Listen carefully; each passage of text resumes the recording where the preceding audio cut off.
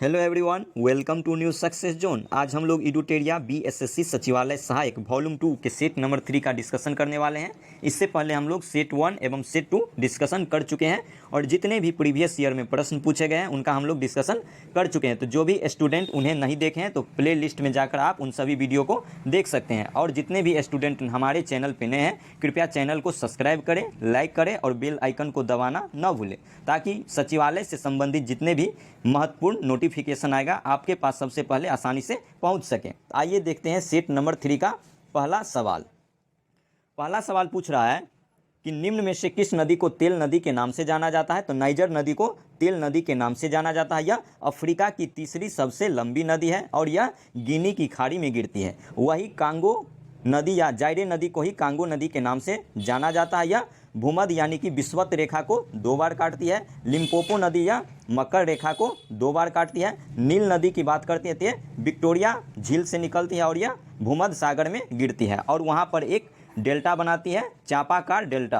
तो याद रखेंगे नील नदी कैसा डेल्टा बनाता है, तो चाप के आकार का डेल्टा बनाता है कहाँ पे, तो भूमध्य सागर में। अगला सवाल है कि निम्न में से कौन सा ब्लॉक पर्वत नहीं है। तो एटलस जो है आपका, एटलस जो है यह ब्लॉक पर्वत नहीं है, यह अफ्रीका में स्थित है। जबकि सियरा नवादा यह कैलिफोर्निया में स्थित है। ब्लैक फॉरेस्ट आपका ये जर्मनी में स्थित है। अगला सवाल देखेंगे हम लोग, निम्न में से कौन सा मिलान गलत है। पूछ रहा है कौन सा गलत है। तो दस्त ए कबीर ये ईरान में, ये बिल्कुल सही है। कालाहारी ये अफ्रीका के बोत्सवाना में, ये भी सही है। नूबियन मरुस्थल ये सूडान में, ये भी सही है। और किजिम कुम ये सऊदी अरब में नहीं, आपका आंसर हो जाएगा option D is a right answer. ये जो है किजिल कुम यह मध्य एशिया में पाया जाता है और इसका विस्तार मध्य एशिया में 3 देश में पाया जाता है। अगला सवाल देखेंगे, निम्न में से कौन सा पर्वत रूस में स्थित है। तो रूस में ये काकेकस पर्वत जो है यह रूस में स्थित है। जबकि AP9 पर्वत ये इटली में स्थित है। एटलस पर्वत आपको पहले भी बता चुके हैं, ये अफ्रीका में स्थित है। और जाग्रोस पर्वत ये ईरान में स्थित है। अगला सवाल देखेंगे हम लोग, निम्न में से किस देश के साथ भारत की सीमा सबसे अधिक लगती है। तो भारत की सर्वाधिक सीमा लगती है बांग्लादेश के साथ 4096.7 किलोमीटर। जबकि भारत की सबसे कम सीमा लगती है अफगानिस्तान के साथ मात्र 106 किलोमीटर। तो आपका सही आंसर हो जाएगा ऑप्शन सी बांग्लादेश। अगला सवाल देखेंगे, भारत का सबसे बड़ा टाइगर रिजर्व कौन है। तो भारत का जो सबसे बड़ा टाइगर रिजर्व है वो है नागार्जुन सागर श्रीशैलम। ऑप्शन डी आपका सही आंसर हो जाएगा। अगला सवाल है, निम्न में से कौन सी द्रवियन महाकल्प की चट्टानें नहीं है। तो ये हो जाएगा धारवाड़ जो है यह द्रवियन महाकल्प का चट्टान नहीं है। इसके अतिरिक्त कैम्ब्रियन, ऑर्डोविशियन और सिल्यूरियन ये सब क्या है, द्रवियन महाकल्प की चट्टान है। अगला देखेंगे हम लोग, भारत में जिन क्षेत्रों में शुष्क भूमि कृषि की जाती है उनमें वार्षिक वर्षा कितना से कम होती है। तो ये 75 सेंटीमीटर से कम होती है। 9वां नंबर सवाल देखेंगे, जनगणना 2011 के अनुसार बिहार के किस जिला में सर्वाधिक ग्रामीण जनसंख्या है। तो ये पूर्वी चंपारण हो जाएगा आपका answer. Option A is right answer. अगला सवाल देखेंगे हम लोग, जनगणना 2011 के अनुसार किस राज्य में सर्वाधिक अनुसूचित जाति प्रतिशत है। कि 80 का प्रतिशत सबसे ज़्यादा कहाँ है 2011 की जनगणना के अनुसार, तो हो जाएगा पंजाब। 11 नंबर सवाल को अब देखेंगे हम लोग। 11 नंबर ये पूछ रहा है कि बिहार को कितने कृषि जलवायु क्षेत्रों में बांटा गया है। तो हो जाएगा 3। 12 नंबर पूछ रहा है कि यूरोप की मुख्य नदी कौन सी है। यूरोप का मुख्य नदी कौन सा है। तो ये हो जाएगा डेन्यूब नदी। और डेन्यूब नदी जो है विश्व के सर्वाधिक देश यानी कि इस 10 देशों से होकर गुजरती है। हांगो नदी चीन में बहती है। डार्लिंग नदी या ऑस्ट्रेलिया में बहती है। और अमेजन नदी या दक्षिण अमेरिका में बहती है। और इसकी एक सहायक नदी है मेडीरा नदी। अगला सवाल देखेंगे, केम्पेगोड़ा अंतर्राष्ट्रीय हवाई अड्डा किस शहर में है। तो ये बेंगलोर शहर में स्थित है। कौन सा हवाई अड्डा, तो केम्पेगोड़ा अंतर्राष्ट्रीय हवाई अड्डा। अगला सवाल है, अंतर्राष्ट्रीय जूट संगठन का स्थापना कब हुआ था। तो 1984 में इसका स्थापना हुआ था। प्राचीनतम चावल के साक्ष्य कहाँ से मिले हैं। तो प्राचीनतम चावल का जो साक्ष्य मिला है वो कोल्डी हवा से मिला है। अगला सवाल देखेंगे, निम्न में से कौन हड़प्पा कालीन नगर है। तो उपर्युक्त आपका सभी आंसर क्या है, सही है। तो मोहनजोदारो, गनेरीवाल और धौलावीरा ये क्या सब क्या है, तो हड़प्पा कालीन नगर है। तो आपका सही आंसर हो जाएगा option D is right answer.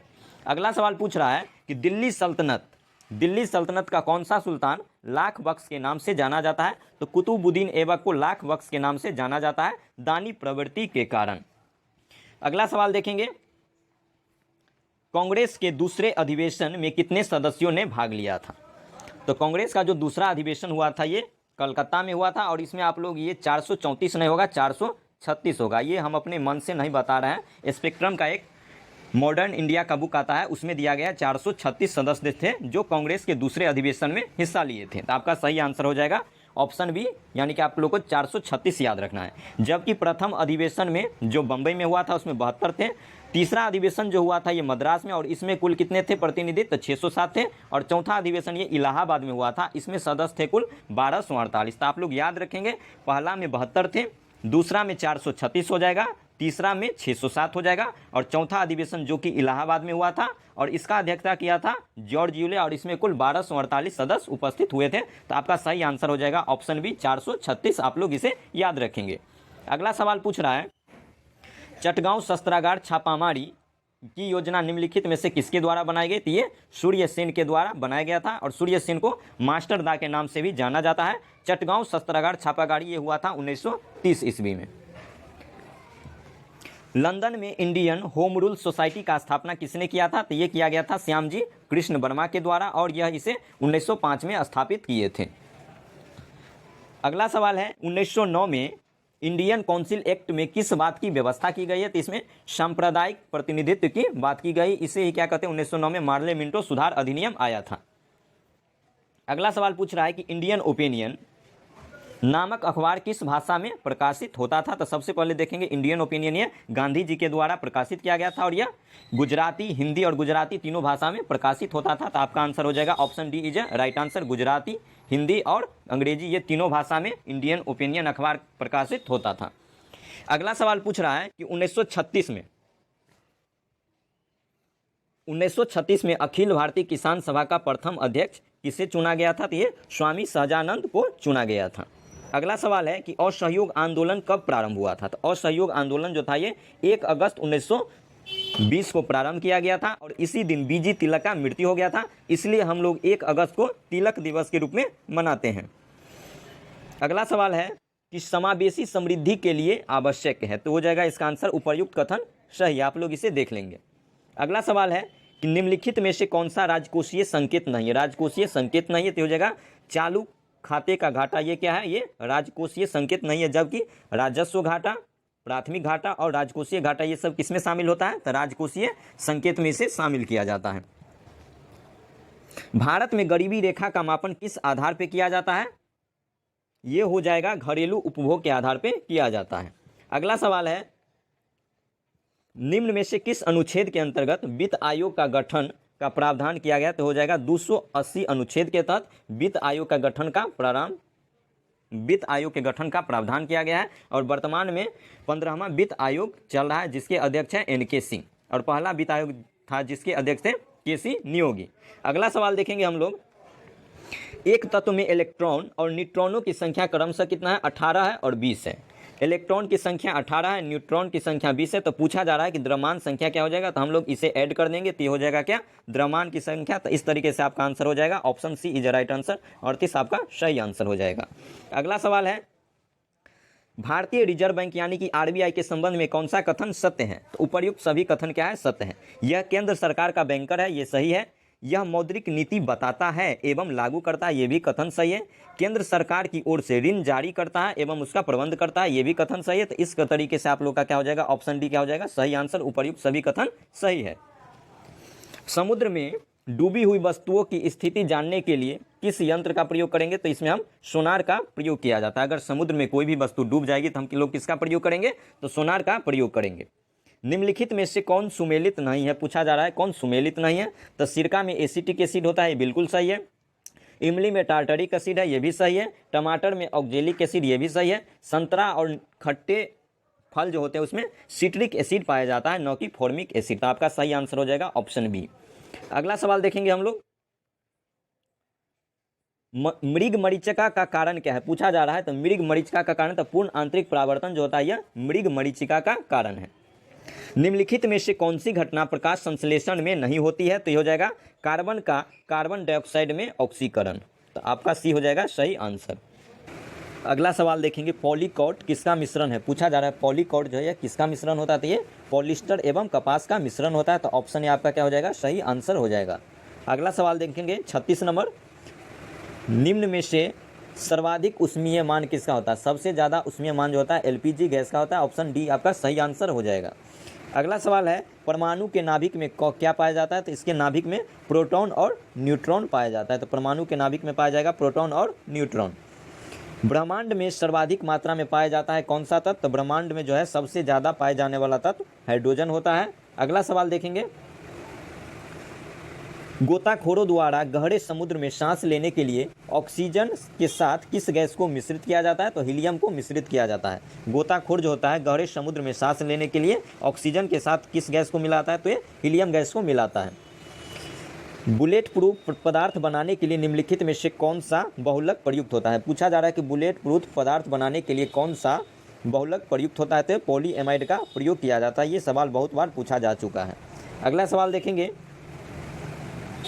मानव शरीर की सबसे बड़ी ग्रंथि कौन है? तो मानव शरीर की सबसे बड़ी ग्रंथि यकृत होती है, जबकि दूसरे नंबर की सबसे बड़ी ग्रंथि होती है अग्नाशय। अमीनो अम्ल का बहुलक होता है, अमीनो अम्ल का बहुलक होता है प्रोटीन। ऑप्शन बी ए आपका सही आंसर हो जाएगा। भोजन का सर्वाधिक अवशोषण कहाँ होता है? तो पूछा जा रहा है कि भोजन का जो सबसे ज़्यादा अवशोषण ये छोटी आंत के इलियम में होता है। कहाँ होता है दोस्तों? छोटी आंत के इलियम में भोजन का सबसे ज़्यादा अवशोषण होता है। आप लोग डी ऑप्शन याद रखेंगे। पराश्रव्य ध्वनि का उपयोग किया जाता है। तो सबसे पहले हम लोग देखेंगे पराश्रव्य ध्वनि जो होता है इसका जो रेंज होता है 20,000 हर्ज के ऊपर के रेंज को पराश्रव्य ध्वनि कहा जाता है। आप देखेंगे समुद्र की गहराई का पता लगाने के लिए पराश्रव्य ध्वनि का प्रयोग करते हैं, ये सही है। घड़ियों के पुर्जों को साफ करने में प्रयोग करते हैं, ये भी कथन सही है। संकेत भेजने में इसका प्रयोग करते हैं, ये भी कथन सही है। तो ऑप्शन डी क्या हो जाएगा आपका सही आंसर। उपर्युक्त सभी कथन क्या है? सही है। अगला सवाल देखेंगे हम लोग, मस्तिष्क का कौन सा भाग सोचने का कार्य करता है? तो अग्र मस्तिष्क जो होता है वो मस्तिष्क में सोचने का कार्य करता है। लार किसके पाचन में मदद करता है? तो लार जो होता है यह स्टार्च के पाचन में सहायता प्रदान करता है। इंसुलिन में निम्नलिखित में से कौन सी धातु मौजूद होती है? तो यह जिंक या जस्ता। जिंक यानी कि जस्ता जो होता है इंसुलिन में मौजूद धातु होती है। अगला सवाल देखेंगे, परख नली शिशु के मामले में कौन सा कथन सही है? तो इसमें निषेचन होगा, माता के शरीर के बाहर होता है, उसको क्या कहते हैं? परख नली शिशु के मामले में निषेचन जो होगा माता के शरीर के बाहर होता है। ऑप्शन सी क्या हो जाएगा आपका सही आंसर हो जाएगा। अगला सवाल है कि थैलीसीमिया एक अनुवांशिक रोग है, इससे क्या प्रभावित होता है? तो इससे रक्त यानी कि ब्लड प्रभावित होता है। वन्य जीव संरक्षण अधिनियम कब लागू किया गया था? तो वन्य जीव संरक्षण अधिनियम को 9 सितंबर 1972 को लागू किया गया था। निम्नलिखित में से कौन नवीकरणीय ऊर्जा संसाधन नहीं है? तो तापीय ऊर्जा यह जो है नवीकरणीय ऊर्जा संसाधन का उदाहरण नहीं है, जबकि कचरे से उत्पादित ऊर्जा, ज्वारीय ऊर्जा और भूतापीय ऊर्जा ये सब क्या है? नवीकरणीय ऊर्जा संसाधन के उदाहरण है। निम्न में से कौन सा कथन गलत है? पूछा जा रहा है कौन सा कथन गलत है? तो महाधिवक्ता का पद राज्यपाल के प्रसाद पर्यंत है, तो ये बिल्कुल सही कथन है। राज्यपाल राज्य निर्वाचन आयुक्त की नियुक्ति करता है, ये भी कथन सही है। राज्य विधि के तहत प्राप्त मृत्यु दंड की सजा राज्यपाल माफ़ कर सकता है, तो ये गलत है, क्योंकि मृत्यु दंड की सजा को माफ़ करने की शक्ति सिर्फ राष्ट्रपति को दिया गया है। तो आपका आंसर हो जाएगा ऑप्शन सी। राज्यपाल राज्य सरकार के मंत्रियों के कार्य के आवंटन हेतु नियम बनाता है, तो ये भी कथन सही है। तो आपका पूछा जा रहा है कि गलत कौन है? तो ऑप्शन सी क्या है? गलत है, जो आपका आंसर है। अगला सवाल देखेंगे, राष्ट्रीय न्यायिक नियुक्ति आयोग अधिनियम जिससे सर्वोच्च न्यायालय द्वारा निरस्त कर दिया गया, निम्नलिखित में से किस संविधान संशोधन अधिनियम द्वारा लाया गया था? तो हो जाएगा 99वां संविधान संशोधन। यह कब आया था? तो ये 2014 में आया था। याद रखेंगे कि 99वां संविधान संशोधन का अधिनियम किससे संबंधित है? तो राष्ट्रीय न्यायिक नियुक्ति आयोग से संबंधित है, जिसे सर्वोच्च न्यायालय द्वारा निरस्त कर दिया गया। उसके बाद 100वां संविधान संशोधन 2015 में आया था, और यह भारत बांग्लादेश के बीच भूमि हस्तांतरण से संबंधित था। भारत के राष्ट्रपति को उसके पद से हटाया जा सकता है। जी बिल्कुल दोस्तों, हटाया जा सकता है। ये संसद के द्वारा महाभियोग लगा के, यह महाभियोग या तो लोकसभा में भी लाया जा सकता है और राज्यसभा में भी लाया जा सकता है आर्टिकल 61 के तहत। ऑप्शन आपका आंसर हो जाएगा ऑप्शन डी, संसद द्वारा आपका सही आंसर हो जाएगा। निम्नलिखित में से किस अनुच्छेद के अंतर्गत नागालैंड राज्य का विशेष प्रावधान किया गया? तो 371A आर्टिकल के तहत नागालैंड को विशेष प्रावधान किया गया है, जबकि 371 के बी में असम का चर्चा है, 371 के सी में मणिपुर का चर्चा है, और 371 के डी में आंध्र प्रदेश का चर्चा किया गया है। याद रखेंगे 371 का ये नागालैंड, बी में हो जाएगा, बी में आप लोग याद रखेंगे असम, सी में याद रखेंगे मणिपुर और डी में याद रखेंगे आंध्र प्रदेश। अगला सवाल देखेंगे, राज्यसभा के सदस्य का कार्यकाल कितने वर्ष का होता है? तो इसका कार्यकाल जो होता है वह 6 वर्ष का होता है। राज्यसभा एक अस्थायी सदन होता है, एक उच्च सदन होता है। राज्यसभा को कभी भी भंग नहीं किया जा सकता है, क्योंकि इसके प्रत्येक सदस्य 2 वर्ष पर इसके 1/3 सदस्य सेवानिवृत्त होते रहते हैं। अगला सवाल देखेंगे, सूचना अधिकार अधिनियम जो था, सूचना अधिकार अधिनियम, इसको कब लागू हुआ? तो ये 12 अक्टूबर 2005 को लागू हुआ था। कौन सा अधिनियम? तो सूचना अधिकार अधिनियम। अगला सवाल है कि देश के किसी भी न्यायालय में चल रहे वाद को अन्यत्र भेजने का अधिकार किसके पास होता है? ये सर्वोच्च न्यायालय के पास होता है। अगला सवाल है कि नीति आयोग के विषय में निम्नलिखित में से कौन सा कथन गलत है? सबसे पहले हम लोग देखेंगे नीति आयोग के बारे में। तो नीति आयोग का स्थापना हुआ था 1 जनवरी 2015 को। वर्तमान में इसके अध्यक्ष हैं वो भारत के जो भी प्रधानमंत्री होंगे वही नीति आयोग के अध्यक्ष होंगे। तो माननीय नरेंद्र मोदी नीति आयोग के अध्यक्ष हैं। उपाध्यक्ष की बात करेंगे तो सुमन कुमार बेरी इसके उपाध्यक्ष हैं। और सीईओ की बात करते हैं तो परमेश्वरन अय्यर इसके सीईओ है। तो देखते हैं कौन कौन सा कथन सही है। इसका गठन योजना आयोग के स्थान पर किया गया, तो ये बिल्कुल सही कथन है।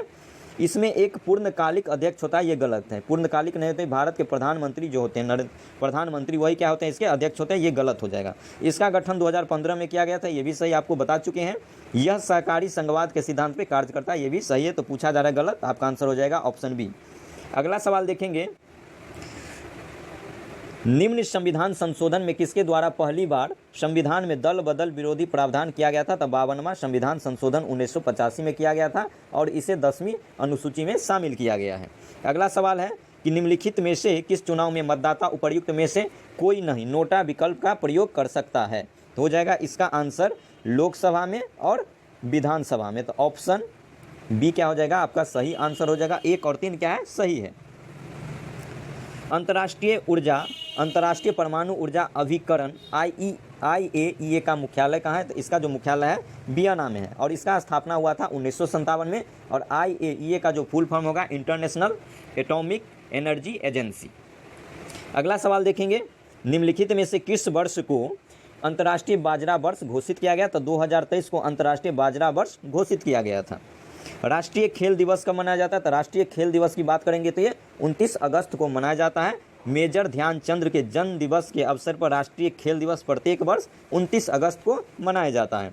अगला सवाल है, हाल ही में नाटो साइबर सुरक्षा समूह में शामिल होने वाला पहला एशियाई देश कौन बना है? तो पहला एशियाई देश बना है दक्षिणी सूडान। जबकि हम लोग नाटो की बात करेंगे तो नाटो का जो स्थापना हुआ था ये 1949 में इसका स्थापना हुआ था और इसका जो हेडक्वार्टर यानी कि मुख्यालय कहाँ पे थी? ब्रुसेल्स यानी कि बेल्जियम में स्थित है। अगला सवाल देखेंगे हम लोग, विश्व स्वास्थ्य संगठन द्वारा किस राज्य को तंबाकू की खपत को नियंत्रित करने के प्रयासों को देखते हुए विश्व तंबाकू निषेध दिवस पुरस्कार 2022 प्रदान किया गया? तो ये झारखंड को प्रदान किया गया है। कौन सा पुरस्कार? तो विश्व तंबाकू निषेध विरोध पुरस्कार 2022। अगला सवाल है कि देश बंधु के नाम से किसे जाना जाता है? तो देश बंधु के नाम से चित्तरंजन दास को जाना जाता है, वही एंड्रयूज को दीन बंधु के नाम से जाना जाता है। जयप्रकाश नारायण, जो बार बार पेपर में पूछा जाता है, इसको लोकनायक की उपाधि दिया गया था। वही कर्पूरी ठाकुर की बात करेंगे तो उसे जननायक के नाम से हम लोग जानते हैं। BC राय पुरस्कार किस क्षेत्र में दिया जाता है? तो BC राय पुरस्कार ये चिकित्सा के क्षेत्र में दिया जाता है और इसका शुरुआत हुआ था 1962 ईस्वी में। The God of small things किसके द्वारा लिखा गया? तो the God of small things लिखा गया है अरुंधति राय के द्वारा। इस लेखिका को अनुवादित हिंदी उपन्यास रेत समाधि के लिए अंतर्राष्ट्रीय बुकर पुरस्कार प्रदान किया गया था। तो ये गीतांजलि शर्मा को प्रदान किया गया था टॉम्ब ऑफ सैंड के लिए। ऑप्शन ए आपका सही आंसर हो जाएगा।